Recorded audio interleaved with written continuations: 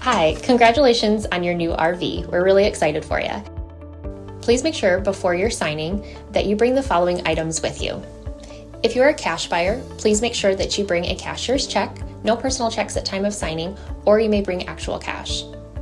If you're a finance customer, please make sure that you bring proof of insurance listing your specific lien holder. If you need that information, please call us ahead of time. Also, make sure that you bring all valid driver's license of all persons that will be listed on the title. If you have a trade that you're trading in with us, please make sure that you bring your 10-day payoff as well as your title and all persons who will be listed on the title of that trade.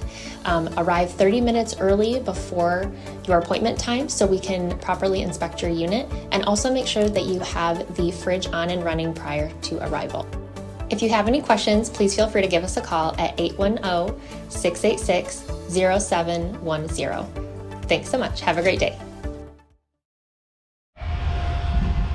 Hello, this is Mike with TradeWinds RV Center, here to congratulate you on your purchase of your Jayco JAYFLIGHT SLX 212 QB. I'm here to walk you around your trailer, show you how to use a few things, get the best out of your camping experience. Let's start by talking about arriving at the campsite. So no slides to worry about, but what I do need you to take into consideration is where your power and water connections are. They're going to be on your off campsite, both just above the tires. There's your power. There's your city water. So park accordingly so that you can utilize the facilities at the campsite. Once you park, unhook your hitch, and the first thing you do is level your unit. You do have a power tongue jack on the front with a docking light. Should you arrive at night, simply lower or raise the unit until you're level.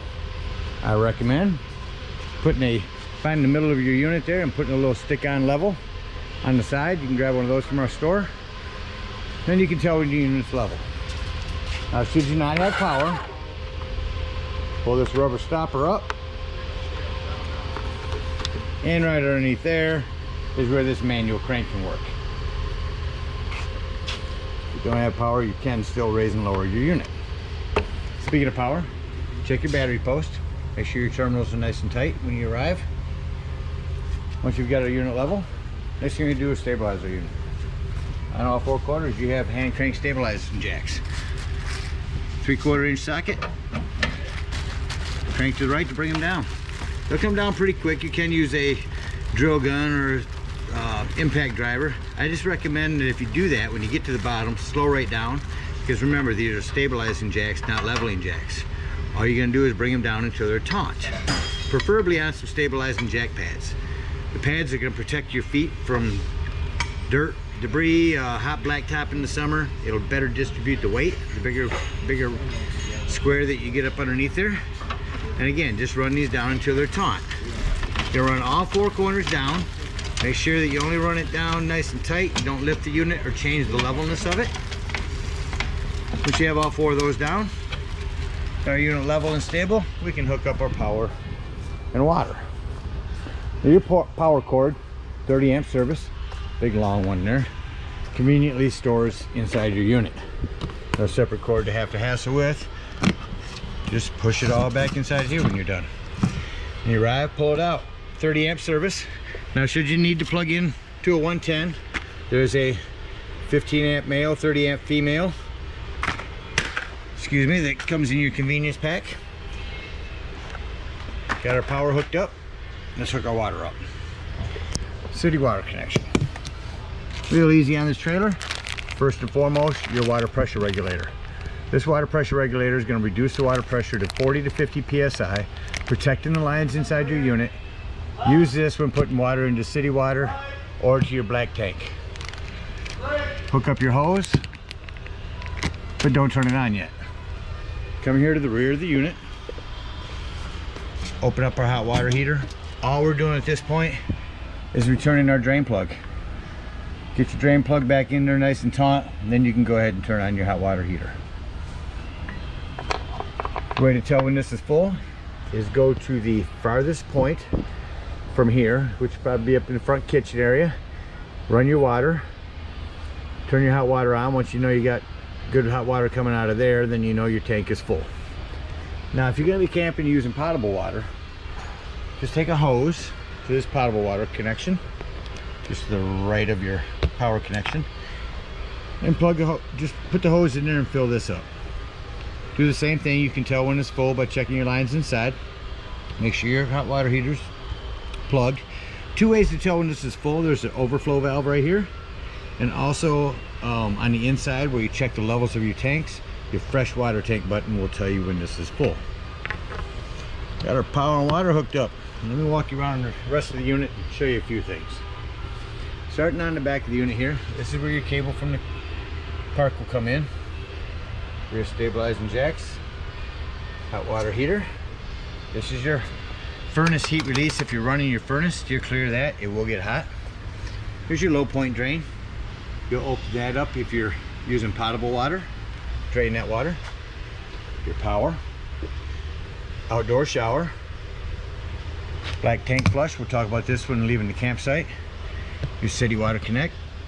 Down here is your low point drain to drain when we're leaving the campsite, and your black and gray holding tanks.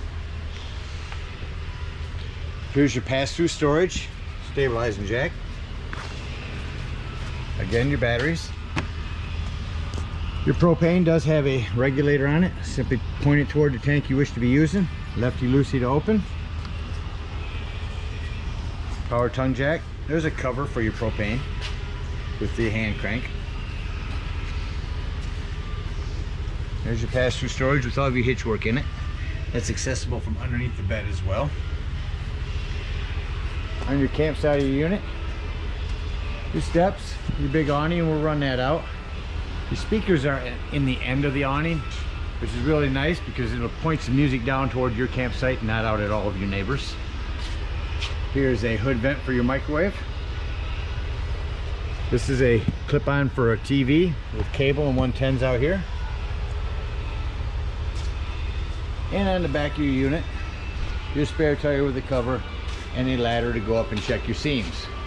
Check them a couple times a year, caulk as needed. This unit is also prepped for a Furion backup camera. It's a device that you purchase from our store that sits on the dash of your tow vehicle, giving you a backup camera for the unit. About covers everything on the outside. Let's go take a look inside your unit. Most importantly, as you come in the door, make sure that you and everyone that's camping with you knows that the fire extinguisher is located at the entry doorway. Down here is your 12-volt carbon monoxide detector. Now, the reason I mention this 12-volt, it's always running off your battery. So if you're going to be gone for the day, disconnect one of your battery posts to keep this from running your battery down if you're not plugged in somewhere.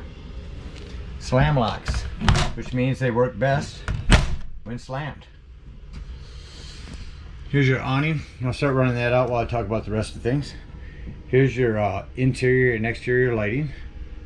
This little control panel here is where you turn on your water pump if you're using potable water.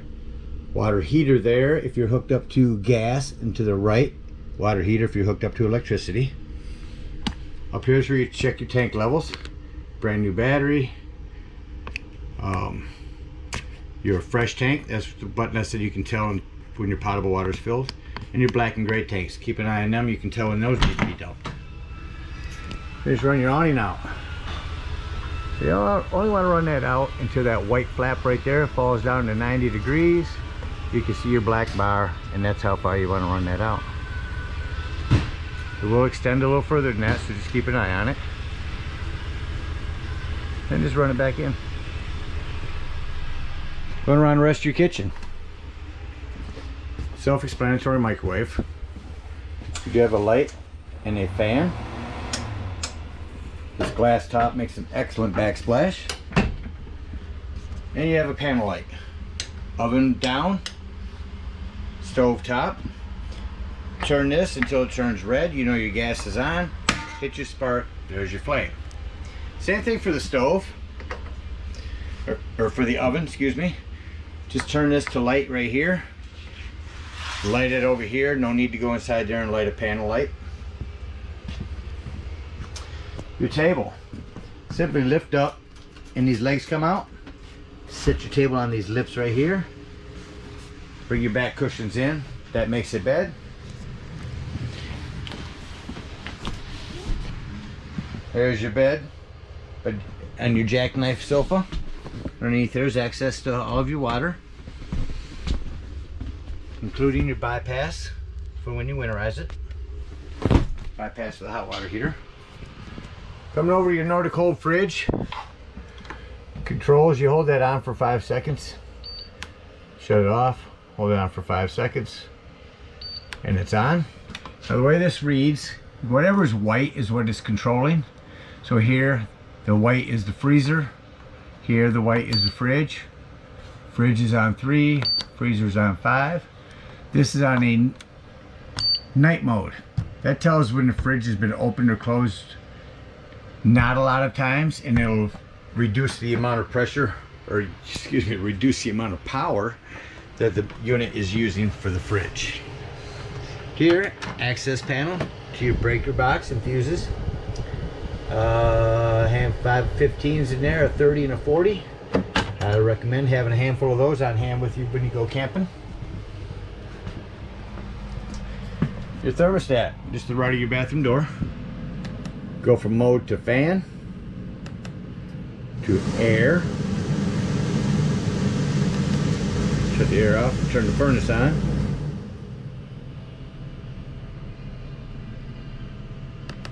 And then shut it off. In your bathroom, this is access to the back of your shower. In your bathroom is where your 110 with GFCI reset is at. Watch your plumbing underneath your sink and behind your toilet. Remember, you are bouncing a house down the road. Things can wiggle loose over time. A hand crank open, hand controlled up here button for your fan, exhaust fan.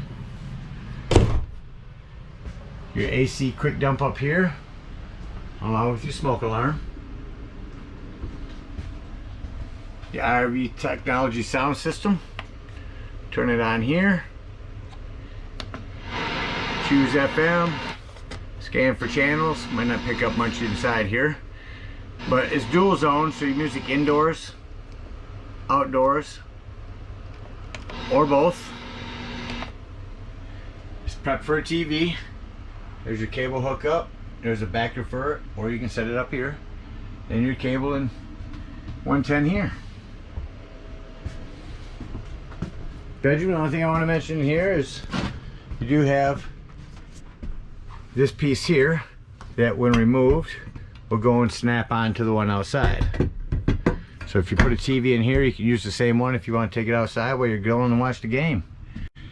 110 and US or 110 and cable up here for it. This is a template where it's wired for solar. If this unit ever decided to get a solar panel completely on top of it, this is a template for the techs. 110 and lighting on the sides. This lighting is for an accent light up over that blue light up there. And then underneath your bed, your big storage area, accessible from outdoors, and the nice hydraulic jacks to hold it up for you. Well, that about covers everything on the inside. Let's act like we're leaving the campsite. So what I'd like to do is shut off my main lights here. That way I can see all the individual lighting that I need to go through and do in the unit. A lot of your lighting in this is just the one touch.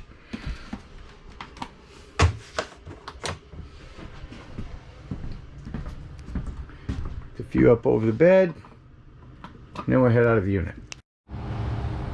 So closing these exterior steps, you want to make sure your door is all the way open so this doesn't catch on anything. Simply lift it up, pull back on that handle, that'll lock the steps in there. Close your exterior door, lock and deadbolt your door. Lift and turn your handle. Now we're going to unhook any cable, bring up all of our stabilizing jacks,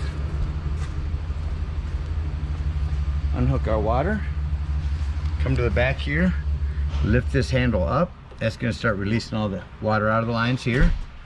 Once that's out, no longer draining, go ahead and pull your drain plug down here. Close that so that you can close. This won't close if this is up. Close that so you can close your hot water heater. Now you gotta line this up just right. Twist and turn. hook up our hitch, and head on up to the dump station.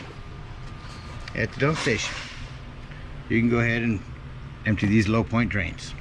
If you're using potable water, if you're out dry camping, open that to empty your water. Go ahead and hook up your sewage dump. Hose comes in your convenience pack. Hook that up back in there. Hook this other end up to the dump, and open your black holding tank. The handle's actual black, so you can know which one you're pulling.